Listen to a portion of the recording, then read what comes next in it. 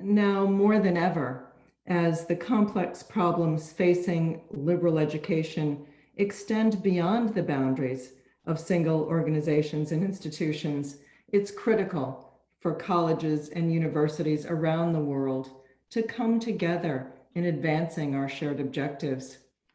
And indeed, directly confronting the ongoing and emerging challenges in higher education and the broader global community in the wake of COVID-19 will require greater strategic collaboration among colleges and universities, deeper alliances, and multifaceted networks.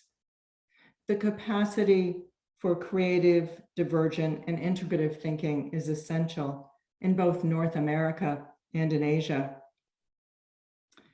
Amidst the, I'm not sure if the slides are, well, okay. Amidst the worst pandemic in more than a century, colleges and universities around the world demonstrated remarkable resilience.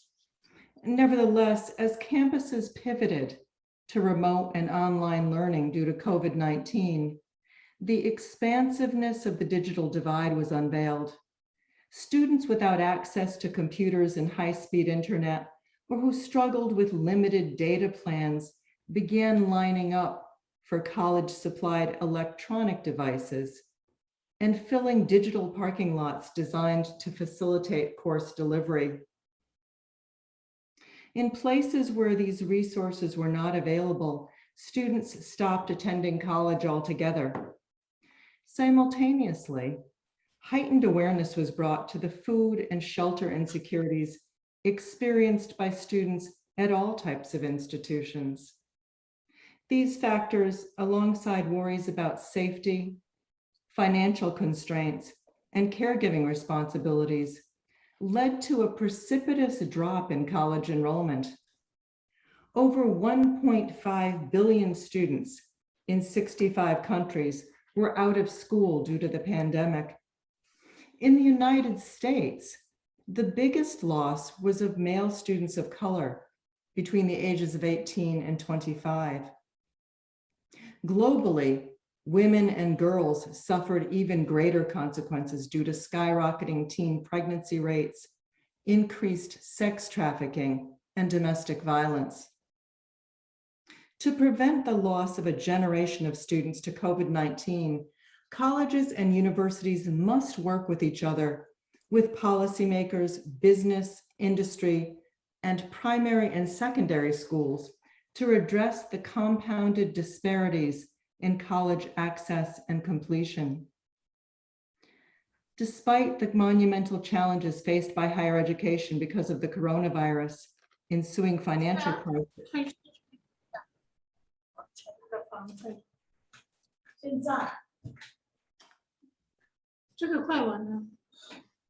Please mute your microphone, please. Just a moment. Okay.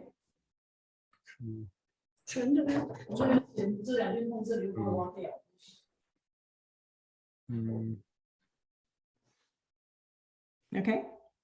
Okay, continue, please. Ensuing financial crisis and reckoning around racial inequities, this is a moment of extraordinary opportunity to reimagine and revolutionize higher education. To do so, all leaders of higher education must answer this question: what form should an education for the 21st century take? What exactly should students be expected to learn, and why?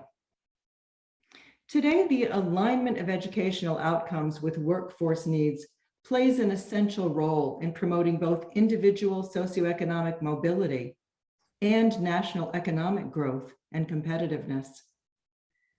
Achieving and sustaining this alignment requires ongoing dialogue between educators and employers about what constitutes workforce preparedness. COVID-19 has left a long wake of economic recovery and unemployment. And just as there is an opportunity for taking stock of what is needed to regrow the economy, there's also an opportunity to consider what skills will position us as nations and as a global community for prosperity. We know that the positive outcomes of a college education are robust and persistent. No matter how much data we gather across time periods, a college education pays off in the long run. This is the case regardless of a person's major. In the US, a bachelor's degree will earn an individual on average $1 million more over the course of their lifetime than someone without that credential. But far more needs to be done to make the outcomes of a college education more accessible and more understood by the public, including employers.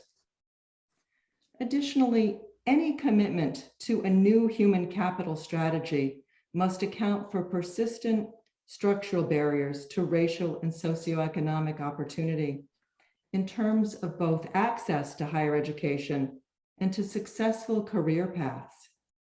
Collaboration across stakeholders and bridging diverse perspectives are the keys for unlocking the potential of our economies and modeling our own democratic resilience.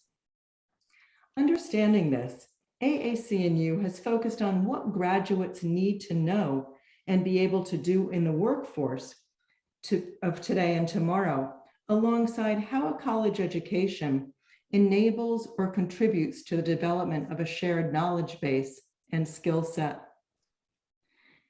To inform and advance the dialogue between educators and employers, as well as the wider national and global conversation about the value of higher education, AAC&U periodically conducts surveys and focus groups with representative samples of executives and hiring managers from companies and organizations that employ college graduates. Since 2007, the findings have identified common ground between educators and employers with respect to expectations for college-level learning. Our employer research also has identified important differences in the perceptions of how well college and universities are doing in terms of meeting those shared expectations. AAC&U's latest research, How College Contributes to Workforce Success, Employer Views on What Matters Most, presents the findings from our 2020 survey of 496 executives and hiring managers who are responsible for hiring and promotion decisions. Among the key findings are that employer confidence in higher education and the value of a college degree remains relatively high, despite anti-intellectual sentiment and public skepticism that has been bolstered by rising populism nationally and globally. In 2018, AAC&U found that 63% of employers had a great deal or quite a lot of confidence in higher education. That number has now risen to 67%. Moreover, an overwhelming majority of employers value the college degree itself. Almost 9 in 10, 87%, believe that getting a college degree or credential is definitely or probably worth the investment of time and money. In fact, the percentage who believe college completion is definitely worthwhile rose by 7 points between 2018 and 2020. In addition, employers regard liberal education as providing the knowledge and skills they view as important for long-term career success in the 21st century, even as there is a push toward narrow vocational training seen as leading to immediate employability during a time of economic recession. Indeed, 9 in 10 employers believe that it is important to achieve the learning outcomes that define a contemporary liberal education, and they urge new efforts to help students achieve them. Among the highest rated outcomes employers were seeking in 2020 are the ability to work in teams, critical thinking, the ability to analyze and interpret data, the application of knowledge and skills in real-world settings, and digital literacy. This represents a slight change from 2 years ago, when oral communication topped the list and ethical judgment and decision-making and the ability to work independently were included in the most valued skills by employers. Along with canvassing employers' views of essential learning outcomes, AAC&U's latest survey also explores employers' views on 11 mindsets and personal capacities that research suggests are connected with learning processes and student success. Our researchers wanted to understand the degree to which employers value college graduates' dispositions toward capacities such as expanding their learning, being self-motivated, engaging constructively with feedback, and persisting through failure, and the extent to which personal aptitudes and mindsets play an important role in the transition from curriculum to career. At least half of employers think it is very important for college students to possess a range of mindsets and aptitudes to be successful, including drive and work ethic, ability to take initiative, self-confidence, persistence, self-awareness, empathy, and curiosity for lifelong learning. In fact, employers place similar weight on these mindsets and personal capacities as they do on the essential learning outcomes. AAC&U's research also shows that participation in certain active and applied educational experiences can have a demonstrably positive impact on students by improving their engagement and deepening their learning. Increasingly recognized as a distinguishing feature of a contemporary liberal education, these high-impact practices are widely valued by educators and employers alike. As we found in the 2018 survey, a graduate's participation in high-impact practices as part of their college experience can positively impact hiring decisions. More than 4 in 5 employers say they would be either somewhat more likely or much more likely to consider hiring recent college graduates if they had completed one of these active and applied experiences in college, such as an internship or apprenticeship, community-based learning, or study abroad. Still, while nearly 9 in 10 employers in 2020, 87%, report that they are at least somewhat satisfied with the ability of recent college graduates to apply the skills and knowledge learned in college to complex problems in the workplace, just under half, 49%, are very satisfied. Further, just 6 in 10 employers believe that college graduates possess the knowledge and skills needed to succeed in entry-level positions, and just over half, 55%, believe they possess the knowledge and skills required for advancement and promotion. So while employers clearly value liberally educated graduates, their actual experience with job applicants and new hires has shown that not all recent graduates have, in fact, acquired the knowledge, skills, and competencies foundational to a liberal education. Collectively, the findings from our employer survey demonstrate that employers from a wide range of backgrounds and industries seek employees with a particular type of post-secondary education, one in which students engage in forms of inquiry that train the intellect through a focus on real-world problems that draw the learner into relationship with others.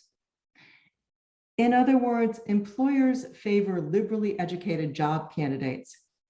This endorsement of the skills, experiences, and goals that characterize contemporary liberal education provides renewed support for efforts at colleges and universities to ensure that all students have access to this type of education. These findings also reinforce AAC&U's vision for a liberal education for the 21st century, one that mandates the acceleration of integrative, high-impact learning opportunities that engage every student in solving unscripted, authentic problems across all types of institutions within the context of the workforce, not apart from it. It is a vision in which assignments across the curriculum make clear the relationships among areas of knowledge. For in a world in which rapidly changing technology means rapid obsolescence, addressing the grand challenges of the future will require the capacity for creative and integrative thinking that transcends disciplinary silos. The need for this type of thinking is certainly evident from the nature of the challenges arising from COVID-19 that extend beyond science and deal with human psychology, ethics, and politics. The current culture wars over vaccine and mask mandates and lockdowns played out globally highlight liberal education's civic purpose and the inextricable link between a strong democracy and liberal education, an education which prepares students to be mindful of the dangers of ideological filtering, to speak across differences, to engage in ethical decision-making, deliberation with respect to competing arguments, and sympathetic imagination, while cultivating personal and social responsibility. Active engagement with diverse individuals around real-world challenges and taking advantage of local epistemologies can create pathways for students and promote individual thriving in a world of complex problems and ideological divides. Recent research on liberal education and authoritarianism by Tony Carnevale and his colleagues at the Georgetown Center for Education and the Workforce demonstrates that people who feel threatened due to economic, physical, psychological, and other insecurities are more likely to resist differing views and tend toward authoritarianism. Rising inequalities of wealth and income, increasing polarization and partisanship, and the devastating impact of COVID-19 have fueled feelings of vulnerability among many around the world, who are then more likely to seek the protection of authoritarian leaders and political systems. And when those with high authoritarian inclinations identify strongly with specific groups, a threat to those groups can result in greater intolerance and a resistance to changing one's views. Education is itself seen as a threat under such circumstances. Liberal education reduces individuals' sensitivities to potential triggers by providing psychological protection in the form of self-esteem, personal security, and autonomy. It also fosters a level of interpersonal trust associated with lower inclinations toward expressing authoritarian attitudes and preferences. The capacity to deal with complexity and diversity and not be threatened by differences of opinion is significant, given that perceptions of threat to physical safety, economic security, group identity, and social norms often activate authoritarian tendencies.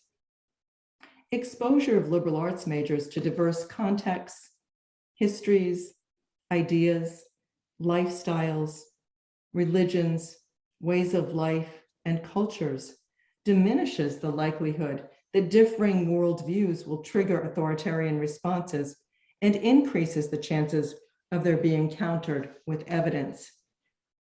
Engagement with the liberal arts also encourages empathy and tolerance. In addition, the findings reveal that post-secondary education leads to greater political participation and civic engagement. This, in turn, decreases tendencies toward authoritarianism, regardless of political affiliation. Because democracies with higher levels of education have greater levels of political tolerance and are more likely to survive, the report concludes that, quote, higher education is the cornerstone of successful democracies, not easily shaken by authoritarian threats. If the learning outcomes of a liberal education correspond to the proficiencies required for engaged citizenship and for the workplace of today and tomorrow, as educators and employers agree they do, then a liberal education can unleash the potential of those otherwise most likely to be excluded from full participation in civic and economic life. As we advocate for liberal education, we must also reconsider how we measure learning outcomes and embrace a paradigm shift that moves from ranking and sorting students to ensuring that all students benefit from the most powerful forms of learning. There's been some progress toward this end in the admission process in the US, with more than 400 colleges and universities, including Harvard and Cornell, suspending SAT and ACT requirements because of COVID-19, these standardized tests. For far too long, educators have relied on assessments that ask students to answer questions for which we already know the answers. Burgeoning evidence of the continued economic and racial segregation in higher education and differential access to excellence in liberal education led AAC&U to foreground its commitment to equity and inclusion, resulting in the expansion of the association's mission in 2012 to embrace inclusive excellence as central to liberal education. The goal was to signal a commitment to the ideal that access to educational excellence for all students, not just the privileged, is essential for a thriving economy and healthy democracy. Student success depends not on the college readiness of individual students, but rather on the readiness of the institution to respond to the changing needs of an increasingly diverse society. Reconceived as a process rather than an outcome, excellence in higher education entails providing students with regular opportunities to demonstrate achievement in a range of knowledge and skills areas across their educational experiences and pathways, and assessed in ways that promote continuous improvement. Applying more equitable assessment throughout a student's college experience carries the potential for contributing positively to completion rates of low-income students, especially at elite institutions. This transformation must be accompanied by a focus on colleges and universities becoming places of welcome and belonging. The need to transition well-being and equity imperatives from auxiliary services to the core mission of colleges and universities, shifting the focus from short-term retention and graduation to long-term objectives of students flourishing in their lives and careers, is reinforced by my colleague Sia Verschelden's compelling research. Verschelden highlights how stress from economic insecurities, racism, and a lack of sense of belonging reduce the amount of cognitive bandwidth available for learning. COVID-19 has added further stress for many students, whether they are on campus or learning remotely, and faculty, staff, and administrators must do everything possible to enhance a sense of belonging and inclusion that encourages a growth mindset and intellectual risk-taking. In the process, we need to mobilize campus leadership to support life-transformative education at scale, making well-being and equity mission imperatives.